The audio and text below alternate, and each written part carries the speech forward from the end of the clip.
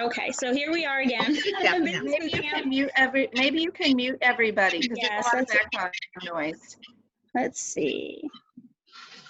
All right, let's mute everybody. I'm going And there's a chat feature too, if they have questions or comments. Okay. I don't see where it says to mute everybody. Mute. I just see where it has my speakers. It's under, where is it under? Participants? Sorry, everybody, hang in with Yeah, me. click on participants. Okay, is that where it is? I think so. There it is, mute all. Thank you. Mm-hmm. Oops, wait, I'm going to, yes. Okay, sorry about that. Okay, well, we're going to, now that we're recording, say welcome again for Business Boot Camp, talking about balancing your personal life with your business. And I said that this is a very relevant topic for me, having 4 kids, ages 4, well, turning 4 all the way up to turning 15. And it's something that's a tough thing to do. And I think that when you look at that topic, obviously all of us have balance, whether you have kids, whether you don't have kids, whether you have a husband, whether you don't have a husband, whether you have just things going on in your life, you have parents, you have things that you want to do versus the things that you have to do. You have other jobs, people have full-time jobs and doing this. So we're talking about all of that, not just family life, but things outside of Pampered Chef is what we're talking about tonight. I think that a lot of it falls on us where we think we have to be perfect. And I'm very guilty of this, where I think I have to do it perfectly. A lot of times I'll be multitasking and doing everything badly. And so I think that a lot of times we are really hard on ourselves with this. And we have to change our way of thinking. We have to realize that there is no perfect balance. When you're talking about balancing your life and your business, there's no such thing as perfection. And that's a good thing when you realize that, to just let go of that idea of the perfect balance. Don't feel guilty about the times that you do have to put work in front of some other things. But again, it's about give and take. It's about finding that balance. And I think a lot of it, at least for me, has to do with my thought processes. A lot of times, if you get into that stinking thinking, that negative thought process, you're always going to sort of fail at everything instead of realizing where you're really excelling. Let's say you're building your business with 4 kids at home for the COVID virus. You know, you have to give yourself some grace, and you have to give yourself recognition for the things that you're doing in your business and in your personal life. A lot of times we feel so guilty about tending to our business. You know, our business is almost like a family member. Sometimes we have to tend to it. It's like a garden. If you just let it go, it's not going to grow. You have to really tend to it and work your business just like you have to work in a garden and feed it and water it and make sure it's growing.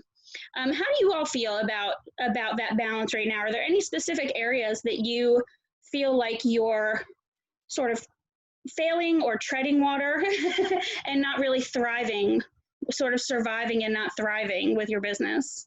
Does anybody have any area where they're specifically have concerns? You can unmute yourself. No one want to share? I feel like Tina is a really great one when it comes to this, because she has 6 kids and she's seen them in every aspect of life. And when I feel like I'm having some trouble, I think about, I think about Tina and how she's stuck with her business and grown her business to what it is today.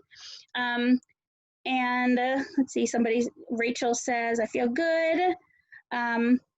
School is another one, school work balance. That's a really good one. But I like to look at Tina as a really good example, because she has been through the very, very small kids. She's been through a lot of difficult times and still kept her business going through that. And so it's just a matter of changing your thinking around, realizing that you don't have to be perfect. And sometimes we are going to mess up, and sometimes we're going to have to give ourselves some grace. So what does balance look like for you? I think it's really important to realize that balance for me is going to look completely different than balance for Stephanie or balance for Rachel. It's going to be something completely different. And one quote that I love from Rachel Hollis is, "Comparison is the enemy of all joy, and the only person you have to be better than is the one you were yesterday." I love that quote. The times that I am hardest on myself and the times that I have the highest amount of discontent are the times that I'm comparing myself to the people around me. Am I right? Do you all feel that way sometimes? I see somebody booking tons and tons of parties, even this month. Let me use this as an example. I actually backed off of my parties a little bit this month. I had a really strong, what month are we even in? I don't even know what month it is. I had a really strong April, the highest sales I've ever had, my highest paycheck. And I signed up a lot of new consultants, and I realized I'm going to have to back off a little bit. I felt like I wasn't giving my kids the attention they needed.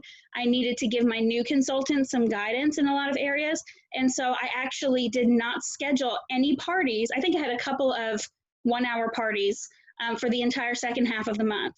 So I took 2 weeks completely off of parties. I booked up my beginning of the month, and it was strong enough where I could do that. But I said, okay, I'm going to stop. And then I wound up with a really good number for my sales, but I'm still looking at some other people and seeing their sales for all 4 weeks, thinking, oh, I could have done better. Could I have gotten, I could have gotten more sales if I had done all 4 weeks with parties. But what would that have done to me personally? I would have been a wreck. Trying to help out my new consultants, trying to have my kids at home. We actually went on a vacation for a week to a cabin in Gatlinburg.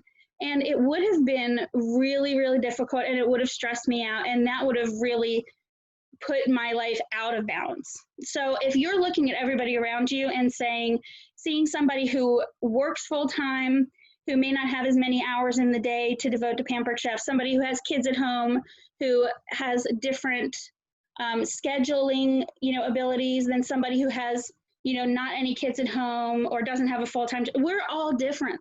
We have different needs. We have different things going on. So a lot of us have elderly parents that we take care of.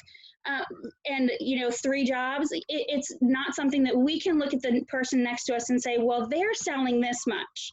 Why am I not selling that much? We are all very different, and we have different goals, and we have different time abilities, different blocks of time.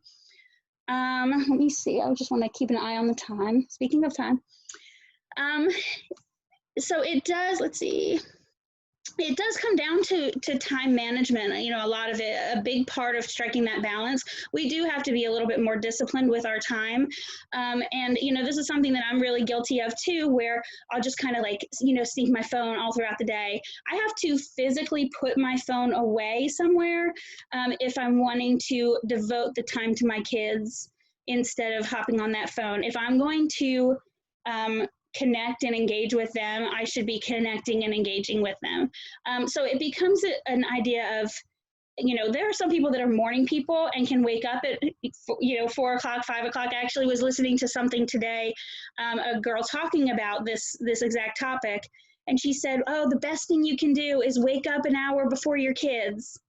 That's not going to happen with me. I am not a morning person. So it just is about what you know of yourself and what you can do. I'm going to stay up later and take that block of time and do it in the late night, because that's when I'm more alert and awake. It's just how I operate. But there are a lot of other people who might have an hour in the morning that they can set aside for their host coaching, for organizing their day, for real, making lists for themselves. It is important to find a block of time, but your block of time is not going to be the same block of time as Tina's or Stephanie's or Mona's, okay? Another tip that I heard that is really fantastic is to take your phone and put it on airplane mode How easy is that? You know, they will still be there in an hour. Our customers will still be there. And I'm really guilty of this too, especially with my team members, where I want to answer their questions right away. You don't want to lose the sale. If somebody's writing back to you about booking a party, they're online right now. You don't want to lose them. So I'm really guilty of this too, but they will be there in an hour. You know, they will. So those things can wait. You can schedule out blocks of time for writing back to your parties. That's something that I've actually gotten a lot better about. Even if they're tagging me, sometimes I'll go in and answer, but for the most part, I go and check in on my parties like 3 times a day, sometimes 4 times around dinner time. But and it really works out a lot better because I'm able to still engage with them and not have it run my life. So it's almost like you don't want to be the person sitting there posting to your parties all day long. That's why we have things like Facebook Scheduler. That's why we have things like SendShare. You don't want to be the person writing back to your parties all day long either, because that's kind of just as bad. And it can actually become a selling point when you're talking to people about your business. You can say to them, well, I will write back to you in an hour because that's the time I've set aside for my business, or I'm playing with my kids right now. I'll write back to you in just a little bit. And you can turn that into a positive and say, wow, isn't it great? You know, I love my job. I don't have to work all day and I can do this job. I can play with my kids and still be working. I can be making dinner and, you know, that can be one time, you know, that's a block of time that I sometimes set up, is if I'm making dinner and it's cooking, especially if it's a hands-off thing, I can be checking in with my parties then. So it's kind of neat. Another time management aspect is to make use of those little pockets of time. So like if you are making dinner and you find that you have 15 minutes while the pasta's cooking, that's a little pocket of time. You can actually keep a list on your to-do list of things that you can do in a short pocket of time. That can be a separate block, a separate to-do list. So things that take you, you know, I always do my host coaching first thing in the morning, so that's not really something that I have to put on my to-do list. I just do it first thing, like before I roll out of bed.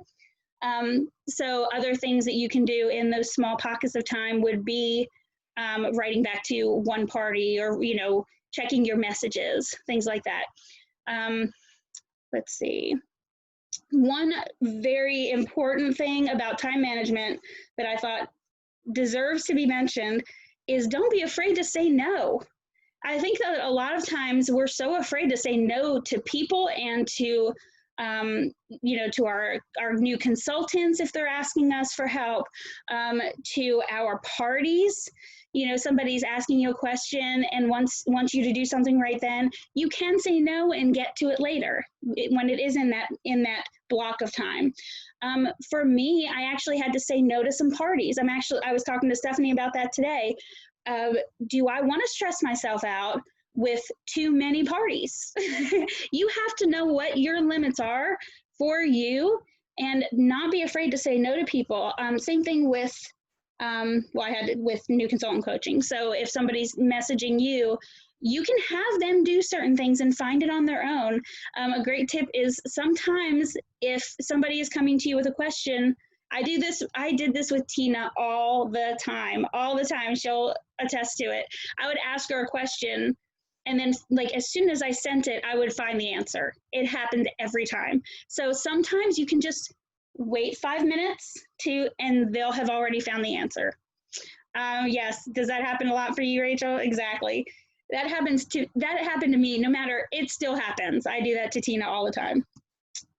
One last thing that I wanted to mention before we turn it over to some questions is this is a really great tip, I think. If you are dealing with kids, or I know Jenna has her father living with her elderly father living with her, involve them with your business. There are a lot of ways. I know Jenna has her father put the stickers on the catalogs. I think every time that the new catalogs comes out, he's like, all right, put me to work. You know, it's really a great idea. Involve them with, involve your family, involve your husband, involve your kids with your business. Some ways you can do that is involve them with counting down to a big goal. we had a big countdown for the Disney trip, or count up, you know, when we were counting up points. If you have a goal that you're trying to meet for the month, let them help you count toward it.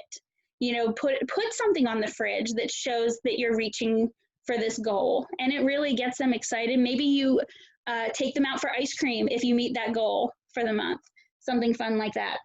Another way to involve your family, especially with kids, is make videos with them. Go live with them.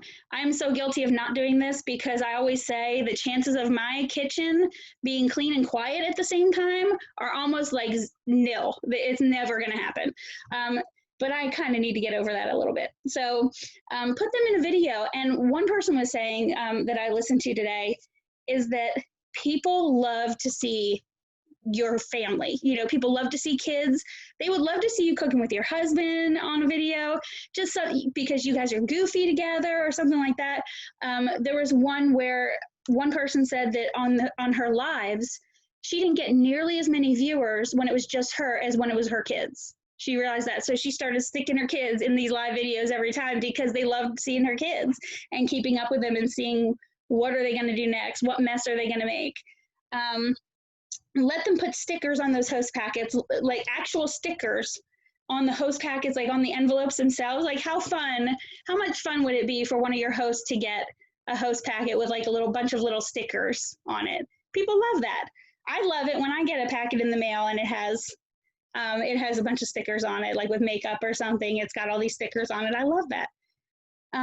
Let them put the labels on the catalogs and the envelopes. And even if it's not perfect, again, you can turn that into a selling point for the business. You can say, oh, I know somebody, could say, oh, were you drunk when you put these labels on? And you say, no, my kids were, I was having some child labor today. And let them get involved with you. And actually, Tina knows this too. Tina's doing this too. We're putting our teenagers to work for us.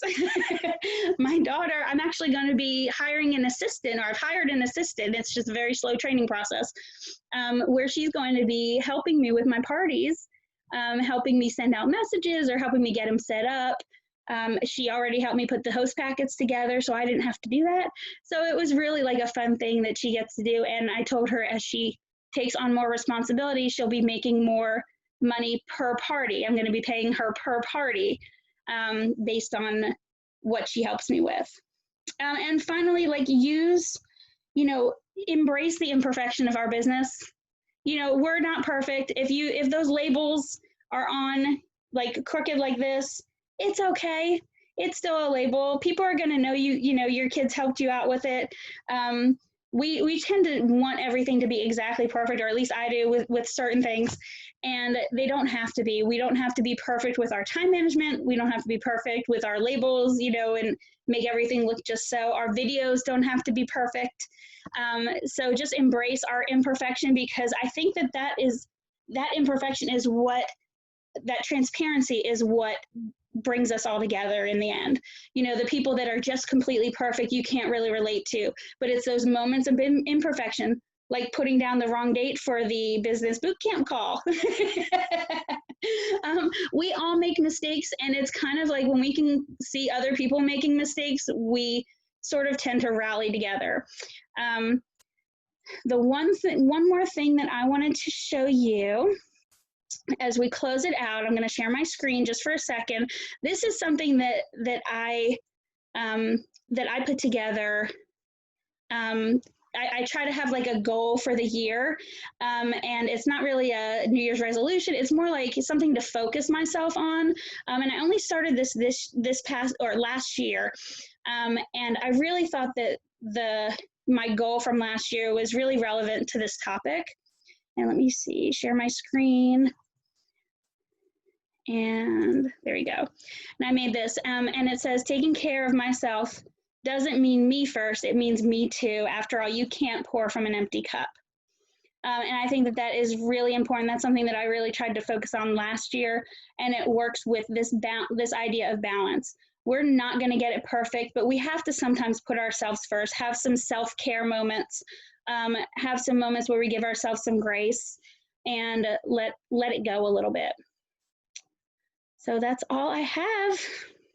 Does anybody have any questions or any issues that you're dealing with Did you guys see that picture? Did it come out? Okay, good. Thanks. All right. Anybody have any questions or anything that they wanted to ask or talk about?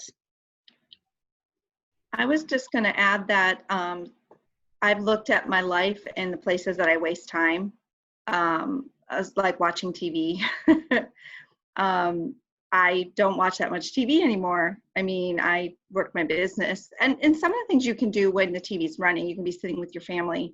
They can be watching a movie or something, and you can be doing some business stuff that doesn't take as much brain power. You know what I mean? Like sending thank yous or things like that. So that has helped me a lot.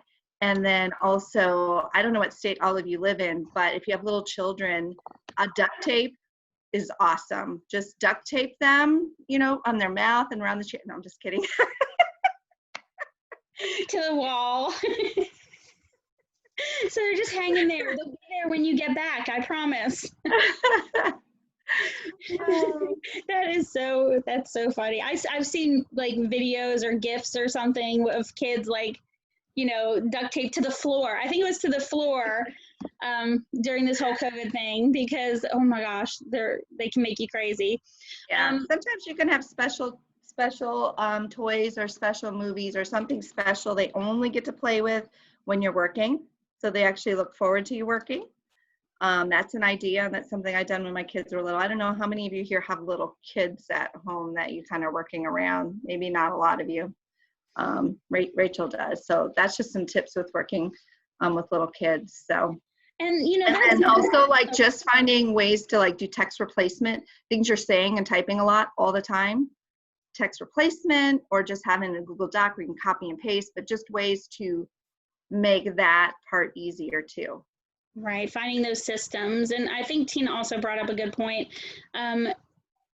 When you are trying to get something done with a lot of distractions, it will take you 3-4 times as long to get it done. It's almost better to say, okay, kids, here is a video for you to watch, or here's that special toy, get it done, and then you can put it down. Because it really, for me at least, I find it takes me 4 times as long to get, for example, setting up my parties. I always try to set them up very late on Sunday night because there's nobody around and I have to concentrate or I'll miss a step. And then it takes me 5 times as long to say, okay, where was I? I think a couple weeks ago I had to do it while they were awake. And it took me like 2 hours to set up my parties. And there weren't even that many of them because they kept interrupting me. And I kept thinking, okay, where was I? So it's almost better to just do that. And like Tina said too, what I've started doing is I've started watching TV with my husband, which isn't something we would normally do, but it's a way for us to just sit together. And I found that what was happening is I was working after he went to bed. So it was like 11:30, and then I'd start working, and I was up until like 2:30 every night. I'm like, no, this is not okay. So I'm trying to find some things that I can do while I'm sitting there, setting up my posts, creating some new posts or new images, things like that, that, like Tina said, don't require a lot of brain power, but that's another idea, setting up new graphics, the non-income producing activities for that time of night. And you can be, when you're watching TV, you're just sitting there together anyway. So I may as well be working during that sometimes. So yeah. And so for those of you that are new, you might be wondering what does she mean by non-income producing activities? So the activities you want to do when other people are available, like your contacts and your thank yous and interacting in your parties. Well, I can't say interacting in your parties because sometimes I do that really late at night, but those times when you really want to have a two-way conversation and make contacts and book parties and follow up with recruits, that you want to be able to do during the day, usually when you can connect with people. But then the non-income producing activities like post packets and creating new posts or setting up your parties, all those things that can be done any time of the day, early in the morning, late at night, because it doesn't matter. You're not really connecting with people. It's just kind of your office work, I guess. Yeah, the back office. I call it my back office work. Mm-hmm. Yeah, exactly. I always try to do any messages for parties. Even if I feel like I want to do them late at night, I always wait and do them during the day because the chances of catching somebody are a lot better.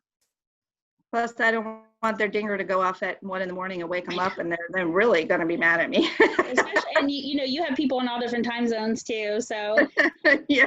so that sometimes doesn't work out too well. Any other tips, Tina, Stephanie? I know Miriam's driving, so I won't bother her, but any questions, anything that you're dealing with that you're really struggling with? It's a hard time right now because husbands and kids are home. I said to Stephanie just a few minutes, a couple hours ago, I was like, this is like the summer break that will never end. It just will not quit, and it's only the beginning. I'm always like ready for I love having my kids at home, but I'm always like ready for them to go back to school. And this year it's like, we're just home and home and home. So we'll see. Hey, you guys, I didn't hear the first part. Did you just talk about like doing systems like every day, having a task for every day or something like that? Did you talk about that at all?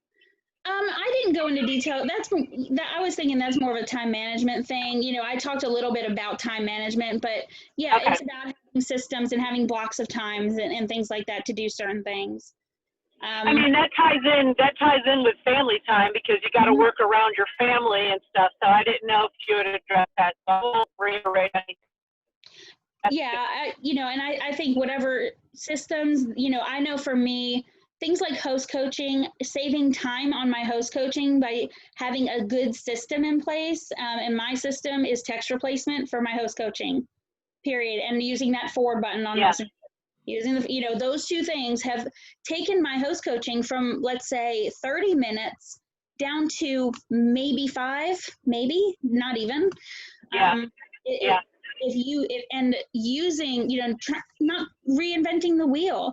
You don't need to recreate a whole new party necessarily, or especially when you're starting out, and that might take you a really long time. Use the parties that your directors are giving you, things like that. Using stuff that is already available to us. Using the scripts for host coaching that are being given to you as a new consultant. Yeah. That's going to save you a lot of time, and there's some wording in there that will. That we've fine-tuned in there to get some certain results. You can change it up later, but don't try to do it from scratch. Use what has been proven. I think a lot of ours came from other people. A lot of pieces of mine came from like Stephen Joseph, and I think I had inserted some things from Sharon Zellin, or different people. So don't try to create it from scratch. Use what other people are sharing, and that's a huge time saver. So, and all that time that you're saving can be devoted back to your family. Mm-hmm. So I do think that the biggest point in the whole balancing act is making work time for work and family time for family. Mm-hmm. There should be blocks of time for each. So anybody else? All right. Well, I think that will conclude our training session. Thank you all for being here. Thank you so much. Thank you, Heather. Great job. Thank you. Yeah, despite the topic, right? It is always going to be a balancing act. I think that the balance between family and business is never going to end. You're never going to discover like the meaning of life. It's not going to be an issue. So it's just something to always work on. Yeah. Awesome. Well, and then we'll have new consultant orientation at 8 for anybody that's a new consultant that hasn't attended, or if you've attended and want to do it again, you're more than welcome, but it'll be the same info that we share every week. So we'll see. All right, everyone. Have a good night. All right. Bye, everybody. Bye, guys. Bye. Bye.